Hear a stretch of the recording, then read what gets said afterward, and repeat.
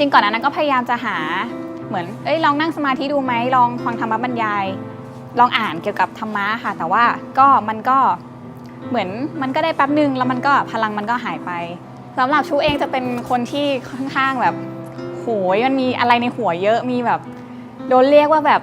ดราม่าแบบเป็นคนดราม่าอะไรอย่างเงี้ยค่ะพอนั่งสมาธิไปเรื่อยๆเราก็จะเห็นอารมณ์เรามากขึ้นเวลานั่งสมาธิมันจะมี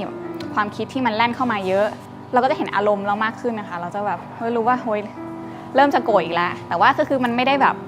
ไม่ได้เก่ง100%แต่ว่ามันเหมือนค่อยๆดีขึ้นนะคะมันต้องอาศัยการปฏิบัติบางทีมันมีอารมณ์เศร้ามาเราก็จะโอเครู้แล้วแบบเศร้าไปแป๊บนึงแล้วเราก็จะเหมือนแบบสามารถกลับมาได้เร็วขึ้นบางคนอาจจะไม่มาบูไม่พำหรือว่าไม่ศึกษาพุทธศาสนารู้สึกว่ามันเรื่องธรรมะไงมันเป็นเรื่องแบบเนิร์ดอะมันเป็นเรื่องแบบเฮ้ยอะไรก็ไม่รู้แบบเราไปแฮงเอาท์เฮฮาดีกว่าแต่ว่าเรารู้สึกว่าเฮ้ยมันเป็นเรื่องที่สำคัญมากที่จะเหมือนกลับมาดูแลทั้งจิตใจแล้วก็ร่างกายของตัวเองค่ะนั่งสมาธิเฮ้ยมันก็เป็นชาเลนจ์ได้นะแบบวันนี้เรา